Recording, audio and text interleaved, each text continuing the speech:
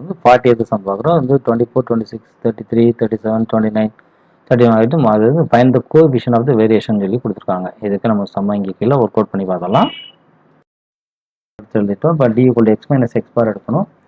X minus X பார் வந்து நமக்கு எதனால் எடுத்துக்கலாம். இப்போ என்ன எடுத்துக்கணும், -6 அப்படி எடுத்துக்க போகிறோம்.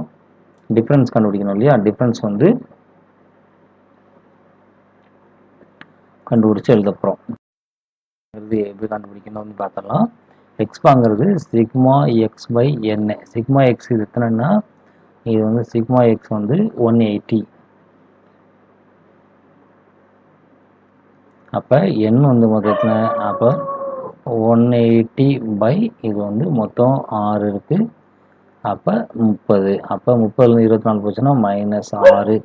சாரி, இது வந்து 24ல் 30 போச்சுன்னா -6 -4.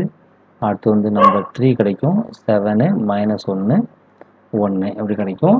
அப்போ இங்கே ஆன்சர் வந்து 0 வந்துடும். டி ஸ்கொயர் பண்ணும்போது 36 16 9 49 1 1 கிடைக்கும். இது வந்து 112 கிடைக்கும். ஓகே, இப்போ நமக்கு வந்து தெரியும், ஃபார்முலா தெரியும். Sigma equal to root of sigma D square by N whole root. அப்போ சிக்மா டி ஸ்கொயருங்கிறது நமக்கு எத்தனை இருக்குது, 112 இருக்குது.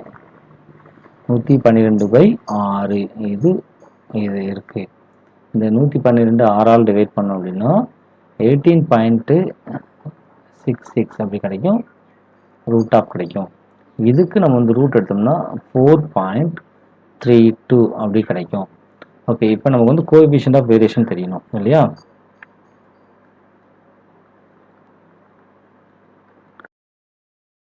வேரியேஷன்னா sigma by X bar into 100 அதுபடி.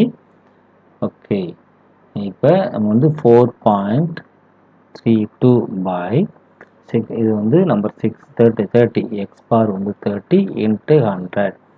ஒரு 0 0 வெட்டிடலாம். வெட்டின பிறகு வந்து 4.32 இருக்குது. அப்போ 43.2 பை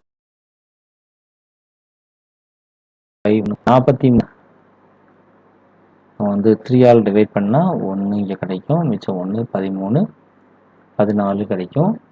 ஓகே, 14 4 சாரி வந்து 13. அப்போ 4 12 மிச்சம் 1 திரும்ப 12 கிடைக்கும். 0.4. அப்போ இதுக்கு என்ன ஆன்சர் அப்படின்னா 14.4%. இதுதான் கேட்ட சம்முக்கு உண்டான ஆன்சர்.